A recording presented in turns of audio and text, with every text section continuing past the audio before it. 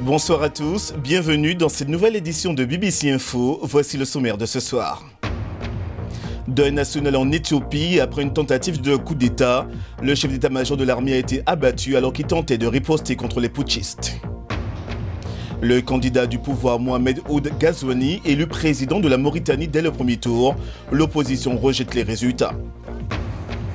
Et en sport, nous reviendrons sur les premiers matchs de la Coupe d'Afrique des Nations avec Pierre-Antoine Denis, notre envoyé spécial au Caire. Je vous le disais en titre, ce lundi a été décrété jour de deuil national en Éthiopie. Les autorités ont dénoncé une tentative de coup d'État qui a eu lieu samedi dans la région d'Amhara. Selon les autorités, le chef présumé de la tentative de coup d'État a été abattu par la police. Le gouvernement a aussi déclaré que le chef de l'armée éthiopienne a été tué alors qu'il tentait d'empêcher le coup d'État. Sur ces images, le Premier ministre éthiopien Abiy Ahmed annonce à la télévision d'État que son chef d'état-major a été abattu. Il a fallu des heures au gouvernement pour confirmer la mort du général Saad Mekonnen, que vous voyez à l'écran derrière le Premier ministre. Selon le gouvernement, il essayait d'empêcher un général entré en faction de tenter un coup d'État dans le nord de l'État d'Amhara lorsqu'il a été tué avec un autre fonctionnaire. 2 autres dirigeants locaux de la région d'Amhara ont également été tués samedi soir dans une attaque distincte. Le général Saad n'est au pouvoir que depuis 1 an. Son assassinat est un coup dur pour le Premier ministre qui a apporté des changements radicaux aux forces armées. Mais ces réformes ont créé des tensions. En juin dernier, le Premier ministre a survécu à cette tentative d'assassinat lors d'un rassemblement massif dans la capitale. Et en octobre, de jeunes soldats armés ont pris d'assaut son palais. Depuis son arrivée au pouvoir l'année dernière, Abiy Ahmed a pris des mesures pour mettre fin à la répression politique en Éthiopie, en libérant des prisonniers politiques, en levant les interdictions imposées aux partis politiques et en poursuivant les responsables accusés de violation des droits. Il n'a pas réussi à contenir la violence ethnique qui a causé le déplacement de près de 3 millions d'Éthiopiens à travers le pays. L'Éthiopie a également connu une recrudescence du trafic d'armes et de l'insécurité. Et depuis son arrivée au pouvoir, ces récents assassinats de ses plus proches alliés pourrait être son plus grand défi. En Mauritanie, Mohamed Ould Ghazouani, le candidat du pouvoir, a été proclamé vainqueur dès le premier tour. Selon les résultats publiés hier par la commission électorale, il aurait obtenu 52% des voix, des résultats rejetés par l'opposition. Selon la Constitution, Mohamed Ould Abdelaziz, le président sortant, ne pouvait pas se représenter après 2 mandats. Lamine Noureddine Konkobo. Après les opérations de vote, la commission électorale restée à pied d'œuvre n'a pas chômé. Et là où ailleurs on aurait attendu plusieurs jours pour connaître l'issue du scrutin, eh bien, les premiers préposés au vote ont fait dans la rapidité. Mohamed Val de la commission électorale. Nombre d'inscrits, 1 544 132. Val poursuivra en indiquant que 28 800 bulletins nuls ont été comptabilisés, plus de 9 000 suffrages exprimés avec un taux de participation considérable de plus de 62%. Un préambule après lequel le président de la commission proclame la victoire provisoire du candidat du parti au pouvoir.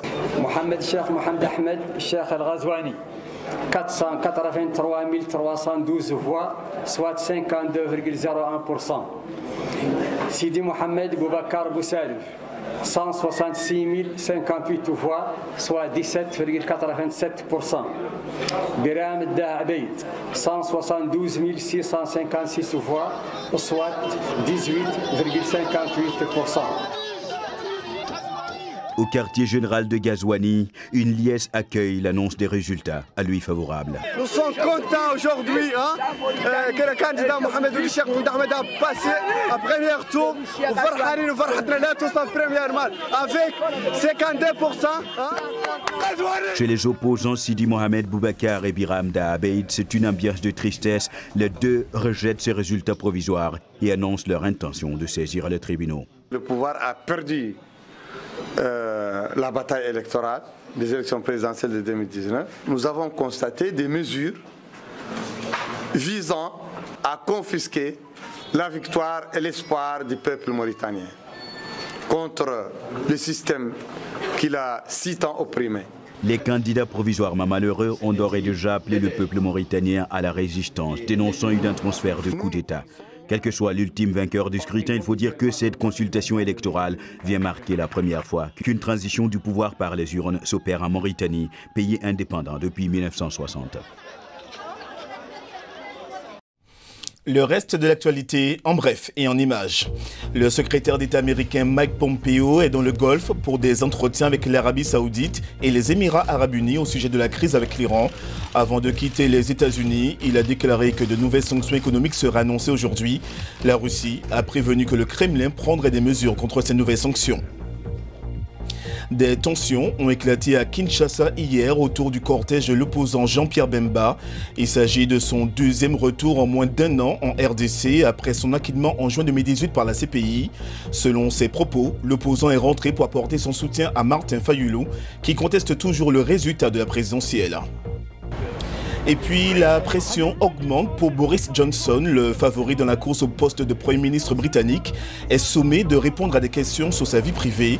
La police était rendue vendredi à son domicile après avoir reçu un appel faisant état d'une bruyante dispute conjugale. Nous partons en Centrafrique pour le grand angle de ce journal. Dessiné pour mieux guérir de ses blessures passées, c'est la méthode employée par une psychologue auprès des enfants souffrant de stress post-traumatique à cause de la crise. Dessiné pour mieux vivre, un récit de Myriam Lawari. Un crayon, du papier, ce sont les médicaments de ces enfants traumatisés par la guerre. Dessiner, un remède pour oublier, un remède pour extérioriser ses angoisses et ses peurs. Hommes armés, véhicules blindés et du rouge à outrance, ce sont les images qui restent souvent dans la tête de ces enfants. Un fardeau que porte Hervé, 12 ans, atteint de stress post-traumatique.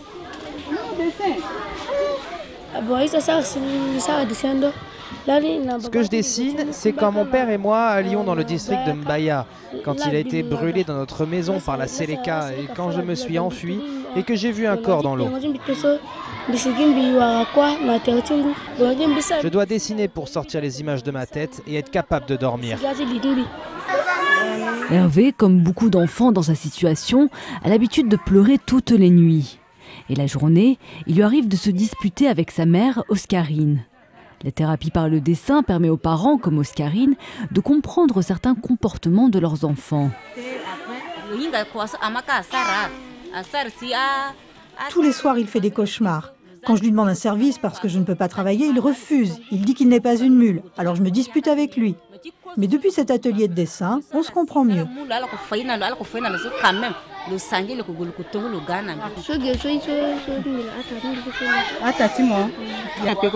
Grâce au travail de la psychologue Mami Nouria Meniko, les enfants atteints de stress post-traumatique peuvent dessiner ce qu'ils n'osent pas dire à haute voix.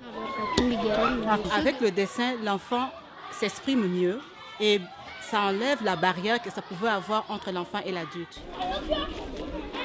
Le programme de la Croix-Rouge a permis à la psychologue d'identifier 233 enfants âgés de 5 à 15 ans présentant les symptômes du stress post-traumatique. Un mal qui subsiste dans un pays en proie à la violence depuis 2003.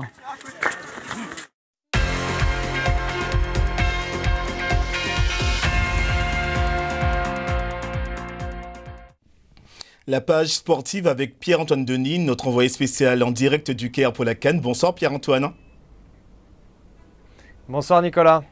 Alors Pierre-Antoine, 1-0 dans ce match entre la Côte d'Ivoire et l'Afrique du Sud, c'est en ce moment même. Oui, tout à fait. Alors il vient à peine de se terminer. Un but de Jonathan Kodidja, l'attaquant d'Aston Villa, juste peu après l'heure de jeu. Donc une victoire 1-0 pour les éléphants qui rentrent bien dans la compétition et surtout qui répondent à la victoire du Maroc 1-0 hier contre la Namibie. Et dans quelques instants, eh bien, c'est le groupe E qui va lancer sa compétition avec en apéritif du côté de Suez, Tunisie, Angola qui commence donc à 19h heure locale, donc 17h GMT, et derrière en plat de résistance, et c'est donc le match qui nous intéresse aujourd'hui, Mali-Mauritanie, car tout simplement pour la Mauritanie, eh bien c'est le rêve qui devient réalité. Pour la première fois, les Mourabitounes vont disputer une Coupe d'Afrique des Nations, un moment historique pour tout un pays, et d'ailleurs Babacar Diarra est allé pour nous à Nouakchott afin de mieux comprendre l'ambiance qui règne dans la capitale. La Mauritanie n'est encore qu'un second couteau au sein du football africain. Mais la sélection des Mourabitounes s'est déjà fait un nom au point de recevoir le prix d'équipe de l'année lors des derniers CAF Awards. Et l'apport des binationaux nés en France a clairement donné un autre aspect à cette sélection.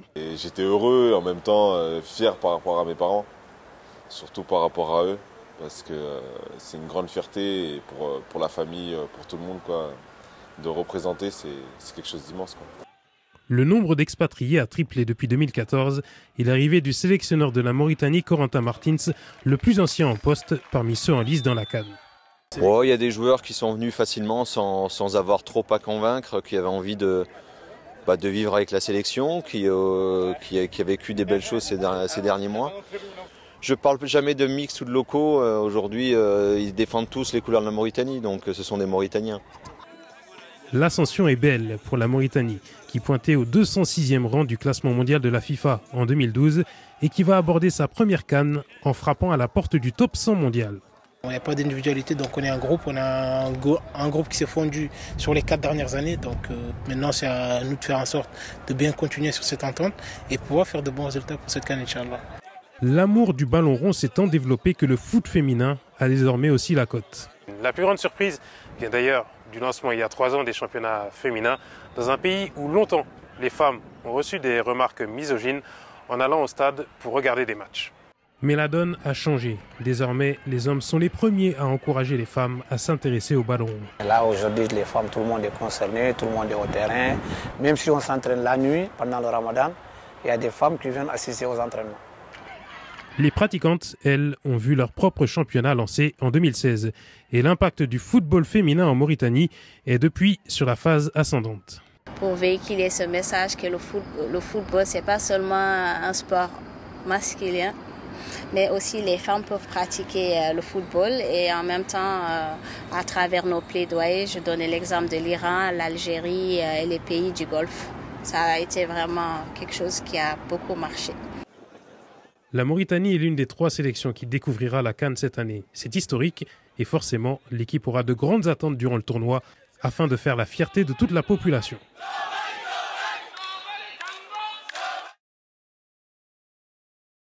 Un rêve donc qui est tout proche de devenir réalité pour la Mauritanie. Coup d'envoi à 20h GMT donc de ce Mali-Mauritanie historique pour les Mourabitounes. Un rêve donc qui va devenir réalité, et un autre rêve s'est éteint aujourd'hui, c'est celui de Joël Tagueux, l'attaquant camerounais qui normalement évolue au Maritimo et qui était convoqué pour la CAN 2019, va devoir rentrer chez lui à cause d'un problème cardiaque. On parle, d'après les docteurs donc de la fédération camerounaise, d'une anomalie au niveau de l'implantation de son artère coronaire.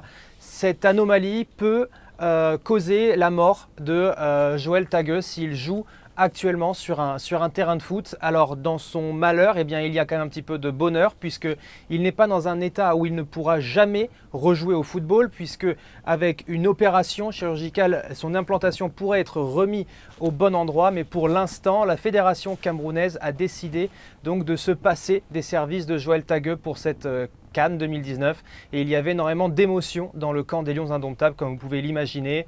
Et un autre rêve s'est terminé, c'est celui des Camerounaises et des Nigérianes en France pour la Coupe du Monde féminine à Paris, puisque les 2 représentantes africaines à cette Coupe du Monde ont perdu leur 8e de finale ce week-end. Nicolas, 3-0 respectivement face à l'Allemagne et à l'Angleterre.